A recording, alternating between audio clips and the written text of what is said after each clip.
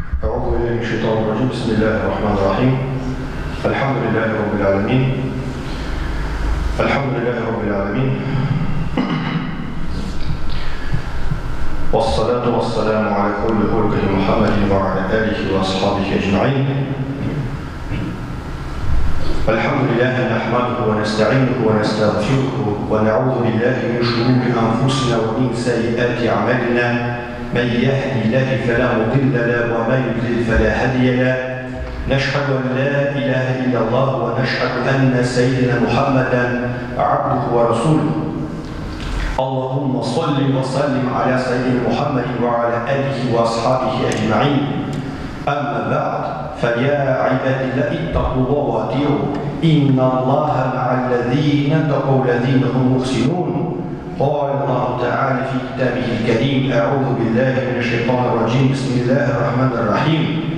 قل هو الله أحد الله الصمد لم يلد ولم يولد ولم يكن له كفوا أحد. Alimlerine muhtar etmişler. Bizning bizga jon bildirmişler. Bizni har doim rizqlantirib o'zining rahmatida yetkazishlar. Alloh subhanahu va taolaga ko'ngillarimizni eng turlaridan chiqqan hamd sanalarimiz bo'lsa edi.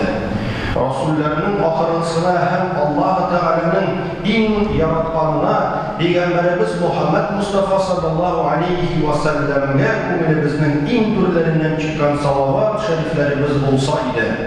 Muhtaram jamoat, Ramazon oyi yaqinlashar. Bugün bizning inshaalloh rahman bu masjidda 1 aprelda 1 taravih o'qirga boshlaymiz. Ham inshaalloh 2 apreldan biz ro'zaga kiramiz. Ko'ngillarida naqadar yoqtilik ham rahmat bilan shu oyni kutib olsak, shuni qadar u bizning uchun foydali ham ma'qul etib ketishar muhtaram. G'oyat bu oy bek savobli ham bek muhtojli oy. Ham bek mo'jizali oy muhtaram jamoat. Ko'pkogina Alloh taolo Qur'onni shu oyda indirmagan.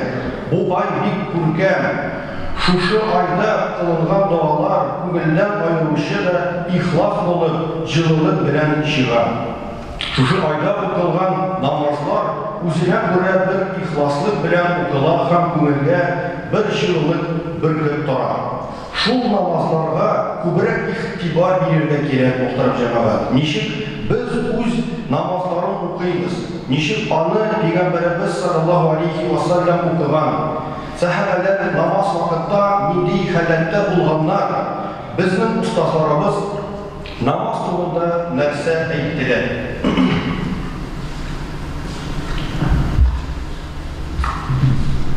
Allah'ın rahmeti bilan namaz o'qirga irinishlarning soni orta bora.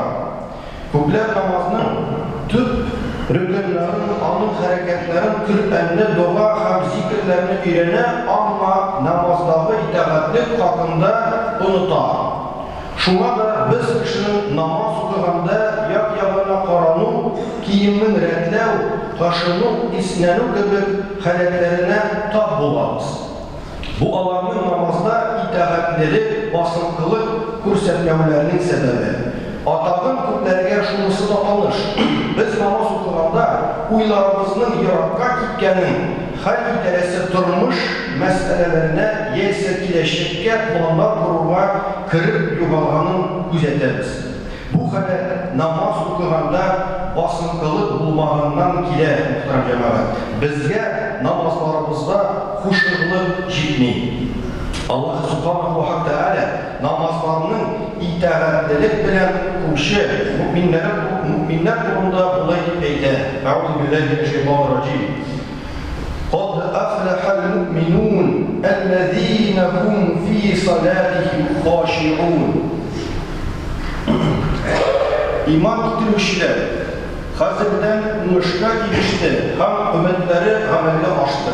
Kimler Allah'ın huzurunda bulgan gibi namazlarında qararga tiyişli olga qarab, bütün akzakaların da tınıştırıp, kalkülleri bilen Rabbalarına yönelip tübençilikleri. Peygamberimiz sallallahu aleyhi ve sellem şuna etti. Kub kişi namazının bari ki ardmanlık hem ağırlık duyumunu ala. Бүгінгі күнде бұл бигрәк тә әһәмиятле, чөнки қиямет көненең галәмәтләре үзен күбрәк сиздерә бара. Абу Дардадан тапшырылган хадистә Расулыбыз саллаллаһу алейхи ва саллям булай дип әйткән: Беренче булып бу уммәтеннән намаздагы итәгатьлек югалачак. Хәтта намазны басынкылык белән укучы бер генә кеше дә табып булмас. Кызганычка, кайбер мусульманлар намазда Раббыбыз белән яшерен әңгәмә алып булганлыгыбызны оныта. Намазга җиңел карый һәм мондый намазны Аллаһ Тәгалә кабул итмәскә мөмкинлеген уйламый. Мөхтәрәм җәмәгать, шул хушук йөрәкнең Аллаһка карата мөхәббәт һәм тәвәккәллек белән тулуы. Бу халәт күңел тынычлыгына китерә, мөхтәрәм җәмәгать. Кешенең гыйбадәт кылганда һәм габадат һәрвакытта хушуклыкның нинди булырга тиешлеген без Расулыбыз саллаллаһу алейхи ва саллямның һәм аның сахабаларының тормыш юлыннан таба алабыз.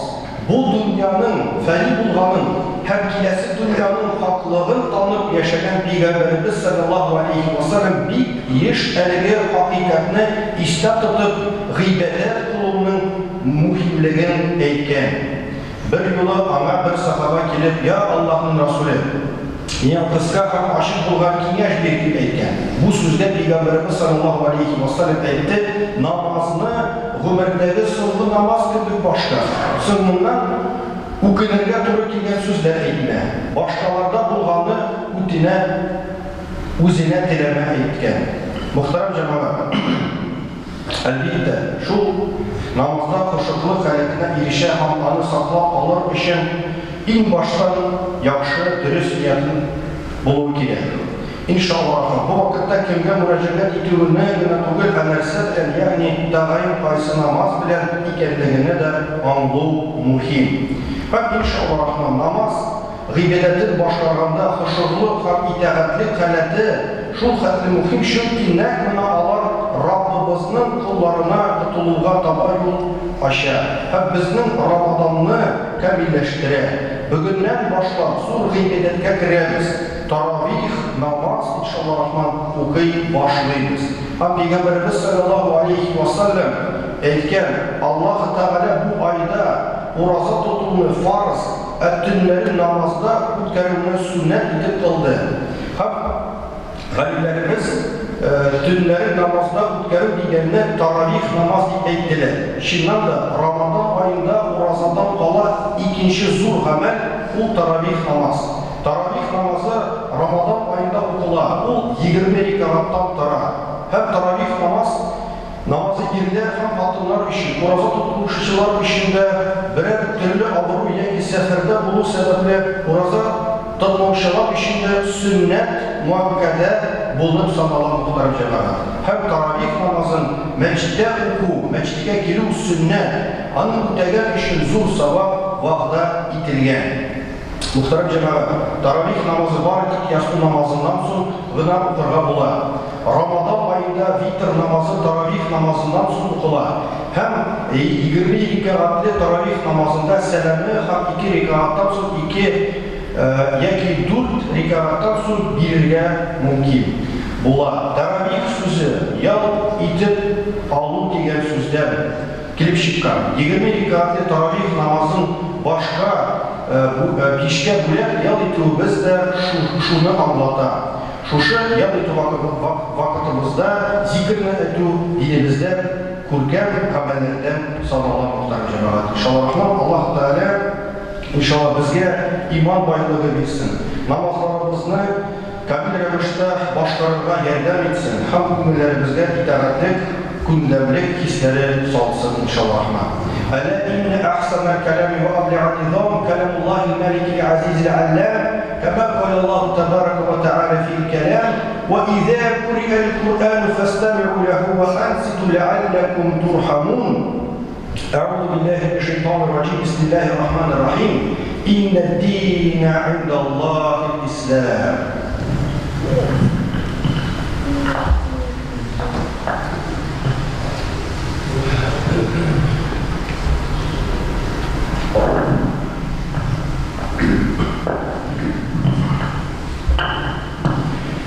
الحمد لله Уважаемые братья, приближается месяц Рамадан, и особое значение приобретает каждое благое деяние, ведь благо за них увеличивается многократно. Сегодня, 1 апреля, у нас начинается первый таравих намаз с началом наступления времени ясту намаза, после его прочтения.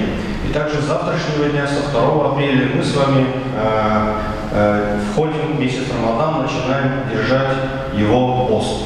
Мухтарам джамаат, альхамдулиллахи раббил алямин, и особое внимание надо уделять молитвам. Как мы их читаем, с каким чувством. То есть вот эти важные моменты, Мухтарам джамаат, сегодня, по милости Аллаха, количество читающих и переходящих на молитву выросло и продолжает расти, и особенно месяц Рамадан на таравих, альхамдулиллах, приходит огромное количество мусульман.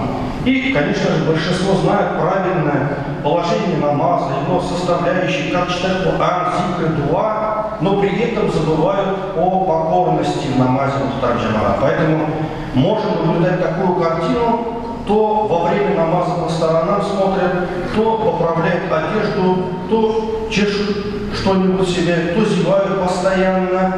Вот такая неприглядная картина. А многим знакомо и такое. Во время намаза наши мысли побежали далеко-далеко по своим жизненным делам или начинаем строить планы на будущее, и в них теряемся, и в мыслях мы где-то далеко, где угодно, но только не на молитве. И это положение происходит из-за отсутствия во время чтения намаза спокойствия или же степенности. Нам не достает в намазе покорности, смирения, хушу. И также, Мухтарам джамаат, важно отметить, что важно не портить хушу других мусульман, других людей. Особенно, когда приводят очень маленьких детей на молитву, на таравих намаз приводят, и дети иногда начинают плакать, шуметь, играть и так далее, это тоже сбивает с намаза, сбивает с молитвы. Будьте очень внимательны в этих вопросах, иншаллах рахман. Ведь Всевышний говорит в Священном Коране о тех верующих, кто читает намаз с смирением. Воистину преуспели верующие, которые смиренны во время своих намазов, иншаллах рахман. И также пророк, саллаллаху алейхи вассалям, сказал: много людей почувствуют от намаза только усталость и тяжесть. Это про тех, кто совершает его как зарядку, не придавая значения и не понимая его важности. И на сегодня это актуально, потому что это один из признаков наступления судного дня. Абу Дарда передал хадис, в котором пророк, саллаллаху алейхи вассалям, сказал: первым, что начнет пропадать у этой уммы смирение в намазе. Даже одного человека не найдете, который бы читал его степенно, сказал пророк, саллаллаху алейхи вассалям. И это удивительно, что многие мусульмане забывают, что в намазе они ведут беседу со своим Господом, общаются с Создателем и относятся к этому очень легко. Я бы даже сказал, легкомысленно, забывая, что такой намаз может не приняться. Мухтарам джамаат, время Рамадана – прекрасное время для учебы и прекрасная возможность научиться спокойствию в намазе. Ведь в нем есть таравих, в нем целых 20 рекаатов, и он является сунной муаккадой и для мужчин, и для женщин, для тех, кто держит пост, или же не держит по тем или иным причинам, болезни или путешествия. В нем огромное благо, и тем более прийти в мечеть, прочитать его джамаатом. Это тоже сунна пророка, саллаллаху алейхи вассалям, и награда за ее выполнение многократно. Пророк, саллаллаху алейхи вассалям, сказал: кто проведет месяц Рамадан в посте с верой и надеждой на Аллаха и будет читать таравих, тому простятся его грехи. Это ночная молитва, которая читается после ясту намаза и завершается витр намаза, который также читается джамаатом. Иншаллах. Пусть Аллах Раббуль Изза, месяц Рамадан, время особого поклонения Создателю, это время возможности заслужить его довольство. Не упускайте его, не тратьте это время впустую, а наполните его благими делами, добрыми поступками, милосердием, помощью тем, кто нуждается в ней. Мухтарам джамаат. Альхамдулиллахи والحمد لله ميسر الحمد لله حمد الكريمين والصلاة والسلام على خير خلقه محمد وعلى آله وأصحابه أجمعين تعظيم لنبيه وتكريم لصفيه وفقال عز وجل من قول مخبر وأمير إن الله وملائكته يصلون على النبي يا أيها الذين آمنوا صلوا عليه وسلموا تسليما اللهم صل على محمد وعلى آل محمد كما صليت على إبراهيم وعلى آل إبراهيم إنك حميد مجيد إن الله يأمر بالعدل والإحسان وإيتاء ذي القربى وينهى عن الفحشاء والمنكر والبغي يعظكم لعلكم تذكرون وأقيموا الصلاة